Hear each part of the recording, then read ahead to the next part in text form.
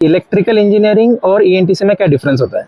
तो TFWS का मतलब ये है कि आपकी ट्यूशन फीस सारी कैंसिल हो जाएगी। ओके। ITCS कभी डेड नहीं होंगे, they are ever booming. ENTC का इनिशियल पैकेज बहुत अच्छा होता है और ITK से आपको भाग दौड़ नहीं करनी पड़ती, उतना फ्रस्ट्रेशन नहीं होता है। क्या परस्यू कर रहे हो आप? Currently I am pursuing third year ENTC, Sinhgad college of engineering, Pune. Okay, so आपने ये सिंहगढ़ कॉलेज ही क्यों चूज किया? एक्चुअली मैं कैप राउंड में I got selected to this ENTC branch. मैंने प्रिफरेबली TFWS स्कीम के लिए अप्लाई किया था। ये स्कीम के लिए कोई भी व्यक्ति किसी भी कैटेगरी का अप्लाई कर सकता है। जस्ट आपका क्राइटेरिया यह होता है कि आपको उस ब्रांच में, स्पेसिफिक ब्रांच में विच यू हैव सिलेक्टेड, उसमें आपको टॉप स्कोरर होना पड़ता है। फॉर एग्जांपल मेरा स्कोर था 90 परसेंटाइल सीईटी में। या in the CET MST CET मेरा स्कोर था 90 परसेंटाइल एंड उस समय उस कैटेगरी में, यानी सारी कैटेगरी का मिला के ENTC ब्रांच में मेरा I was among the top scorers, so that's how I got selected. Okay, तो इसका बेनिफिट क्या है इस कोटा का? एक्चुअली जैसे कि आपको पता है कि देयर आर मल्टीपल कैटेगरीज, और बहुत बार ऐसा होता है कि ओपन कैटेगरी के लोग, देयर कैन बी बहुत सारे ऐसे होते हैं कि इकोनॉमिकली वीकर सेक्शन से भी आते हैं, तो वो पूरी फीस दे कैन नॉट अफोर्ड। सो बहुत सारे लोग दे स्टडी हार्ड, वो पढ़ाई ज़्यादा करते हैं ताकि वो ओपन में सबसे ज़्यादा उनका स्कोर आए, और अगर आपका स्कोर सबसे अच्छा है तो आपका इजीली इस कोटा में सिलेक्शन हो सकता है। ओके, सो कितना परसेंट फी वेव ऑफ होता है? Actually tuition fee waiver scheme actually stand for tuition fee waiver scheme. तो TFWS का मतलब ये है कि आपकी ट्यूशन फीस सारी कैंसिल हो जाएगी। Okay. आपको मल्टीपल फीस जैसे एडमिशन फी, डेवलपमेंट फीस और मेंटेनेंस फीस, इस टाइप की फीस होती है जो कि नॉमिनल फीस होती है। आप कितना पे करते हो annually? I don't know if I am allowed to say this on the behalf of college, but just 20,000 around उतना मैं पे करता हूँ। 20,000 आप पे करते हो? Yeah. बाकी सब waive off बाकी हो सब जाता ट्यूशन फी सारी वे ऑफ हो जाती है, जो कि एक मैक्सिमम क्रक्स होता है, एक मैक्सिमम क्रंच होता है, वो ट्यूशन फी ही होता है, वो पूरा पूरा कैंसिल हो जाता है। है? हाँ, अबाउ 1 लाख होता होगा, उतना होगा। या करेक्ट। ओके, सो जैसे आपने ENTC लिया है, सो आपको लगता है कि आपकी चॉइस सही थी जो मार्केट कंडीशंस को देख के? Actually now I am able to say that yes, उस समय तो मुझे लगा था कि I would switch to IT and CS all. IT में मुझे स्विच करना था and my sister is already in the IT, so she said कि आपको, आपका स्कोर ठीक है लेकिन IT के हिसाब से अगर आपको TFWS ही लेना है तो उसके हिसाब से इतना नहीं है, तो आप ENTC ले लीजिए, उसमें भी आपको पुणे में रहते हुए आपको स्कोप मिल जाएगा। तो मैंने इसलिए ENTC लिया। सो ENTC ब्रांच क्या है, इसके सब्जेक्ट्स क्या है, इसका स्कोप क्या है? सो ENTC stands for electronics and telecommunication engineering, जो कि पुणे यूनिवर्सिटी के अंतर्गत हमारे कॉलेज में प्राप्त है। इस ब्रांच में आप VLSI, एम्बेडेड, ये सारी चीज़ें कर सकते हैं, जिसका आई कैन से फॉर एग्जांपल आपको PCB बोर्ड, और आजकल इलेक्ट्रिकल बहुत आ गया है कि EV कार्स आ गई है, उसमें इसका बहुत स्कोप है। देन आप ENTC का यूज़ करके भी आप IT में स्विच कर सकते हैं, क्योंकि बहुत सारे IT इंजीनियर्स को ENTC का नॉलेज होना ज़रूरी होता है बहुत सारी फील्ड्स में, जैसे कि एम्बेडेड में और VLSI में। इलेक्ट्रिकल इंजीनियरिंग और ENTC में क्या डिफरेंस होता है? सो इलेक्ट्रिकल का पार्ट हो गया, इलेक्ट्रॉनिक्स रहता है ENTC, और इलेक्ट्रिकल में आपको बहुत बड़े बड़े सिस्टम होते हैं जिसमें लो रेजिस्टेंस होता है और उसमें जान का खतरा भी ज़्यादा होता है। Electronics is very easier and very I can say life friendly. Okay, so किसी को अगर इलेक्ट्रिकल और ENTC मिल रहा हो तो उसने क्या चूज करना चाहिए? ऑब्वियसली ENTC सिलेक्ट करना चाहिए कि ये फ्यूचर का, इसमें बहुत स्कोप है। ये this is a comparatively newer branch, इसमें बहुत अच्छा स्कोप है। Electrical it has become outdated. Okay, so ENTC के लिए नीडेड इंफ्रा क्या होता है और आपका कॉलेज क्या प्रोवाइड करता है?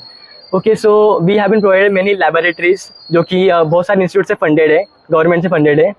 तो उसमें आपको स्पेसिफिक सेमेस्टर वाइज आपको प्रैक्टिकल्स होते हैं, सर्टेन प्रैक्टिकल्स, जो कि आपको बाद में जाके आपके कोर में, आपकी इंडस्ट्री में यूज़ होंगे।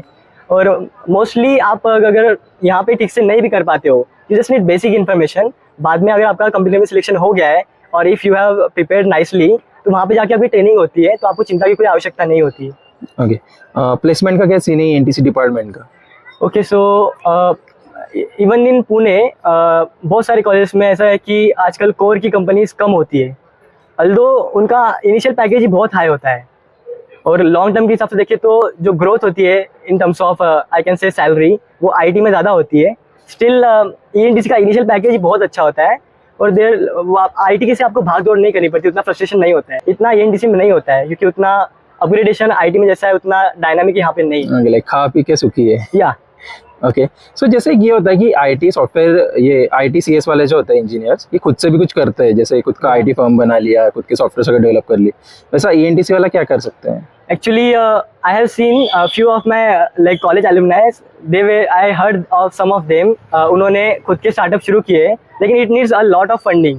अगर आपके पास बहुत सारा पैसा है तभी आप ईएनटीसी में खुद का स्टार्टअप खोल सकते हैं। ईएनटीसी में सबसे डिफिकल्ट सब्जेक्ट्स कौन से हैं? Actually it depends on the person. I can not से कि अगर मैं बोल दूंगा ये सब्जेक्ट है तो हर किसी को वही टफ जाएगा।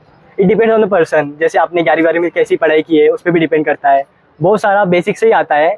यदि आपने फिजिक्स अच्छे से किया है 11th-12th में तो आपको शुरुआत से ही बहुत ईजी जाएगा और ज़्यादा पढ़ने की आवश्यकता नहीं होती है। आपने अगर पीएल में प्रिपरेशन लीव में एग्जाम से पहले भी ठीक से प्रिपेयर कर लिया तो हो जाता है। हाँ, बहुत सारे प्रैक्टिकल्स के विषय होते हैं। Sometimes we are unable to attend the practicals, या किसी गलती से किसी टीचर का हमें नहीं समझ रहा है, दे ट्राई देयर बेस्ट कि वो सिखा पाए, लेकिन मेनी टाइम हम ही उनसे पूछते नहीं है। वी डोंट क्रॉस क्वेश्चन कि ये क्या है। If we just note yes yes yes, so उसका फिर नुकसान होने वाला है। जो आपको 12th के स्टूडेंट जो आपको देख रहे हैं और वो सोच रहा है कि ईएनटीसी लेना या नहीं, सो ऐसे कौन से बच्चे जिन्होंने ईएनटीसी लेना चाहिए और कौन से बच्चे जिन्होंने ईएनटीसी नहीं लेना चाहिए? सब्जेक्ट वाइज बताओ मुझे कि स्ट्रॉन्ग पॉइंट ये तो लो या फिर स्ट्रॉन्ग पॉइंट नहीं है तो मत।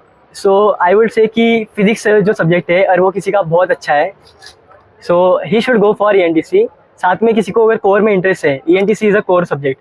वो सीएस जैसा नहीं है, आईटी जैसा नहीं है। आपको कोर की नॉलेज होना बहुत आवश्यक है।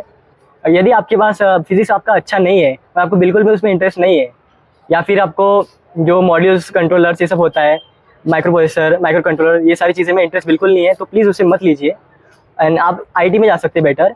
और यदि आपको चाहिए कि मेरा स्कोर उतना नहीं है कि मतलब ठीक, you have very good score but not up to the mark of IT और सीएस, तो आप ईएनटीसी ले सकते हैं। अगर आप मेहनत करना चाहते हो कि आप 2-4 साल बहुत मेहनत करोगे और आईटी के लिए उतना सक्षम बन पाओगे, या ऑलरेडी आप उसमें क्वालिफाइड हो, तो यू कैन टेक ईएनटीसी, उसमें कोई प्रॉब्लम नहीं है। यहाँ पर भी इवन आईटी की कंपनीज हमारे डिपार्टमेंट में भी आती है, तो उसकी कोई बात नहीं है। ईएनटीसी में सॉफ्टवेयर कितना होता है और हार्डवेयर कितना होता है? एक्चुअली सॉफ्टवेयर भी होता है, जैसे मैटप्लॉटलिब, साइलैब, ये सारी चीज़ें हमें होती है और ये आईटी में भी बहुत काम आती है, लेकिन डिपेंड करता है कि आप कितना सीख पाते हो। क्योंकि उसमें इतना भी आई विल से इतना फोकस नहीं किया जाता है। मोस्टली हमारा हार्डवेयर में ज़्यादा फोकस होता है टीचिंग के हिसाब से। आपको सिलेबस में होता है वो सब चीज़ें, हमें कोड रटवाए जाते हैं, हमें that is very important. We have embedded C, assembly language, ये सारी चीज़ें हमें भी होती है और वो आईटी में भी उसका उपयोग होता है। लेकिन it depends on you how much you can grasp and how much you can do on your self. आप खुद से जितना कर सकते हो। ओके, जैसे एक चीज़ होती है कि सेमीकंडक्टर्स जो है वो ईएनटीसी वाले ही बनाते हैं, राइट? या और अभी बूम हो रहा है इंडिया में सेमीकंडक्टर, सो आपको लगता है अभी आने वाले सालों में ज़्यादा स्कोप रहेगा ईएनटीसी का? या सो आईटी सीएस के ओवर ईएनटीसी चूज करना सही रहेगा स्टूडेंट्स के लिए? आई वोंट से कि ओवर आईटीसीएस कभी डेड नहीं होंगे, दे आर एवर बूमिंग। अब आजकल एआई भी आ गया है, it is also part of ITCS only. So आप वो भी ईएनटीसी में रहते रहते भी वो भी कर सकते हो। जस्ट आप, it depends on you only, आप कितनी मेहनत कर सकते हो। इतना का टफ नहीं होता है। इवन दो किसी को सेमीकंडक्टर में जाना है तो उसने सीएसआईटी मिल रहा तो ले लेना चाहिए? नो, अगर सेमीकंडक्टर में जाना है तो आप कोर ब्रांच ही लीजिए, ईएनटीसी में ही लीजिए। क्योंकि कैसा होता है, जैसे फॉर एग्जांपल मैं आपको मैकेनिकल ब्रांच का एग्जांपल देता हूँ। सो मैकेनिकल के बहुत सारे लोग just 1% go for core mechanical, और बाकी के जितने होते हैं सीएसआईटी में। या सो लेकिन सीएस वाले कभी मैकेनिकल में नहीं आ सकते। सिमिलरली सीएस आईटी वाले ईएनटीसी का शायद ही ले पाते हैं। कंपैरेटिवली इजियर है, मैकेनिकल से बहुत ज़्यादा इजियर है कि सीएस आईटी वाले स्विच कर जाए।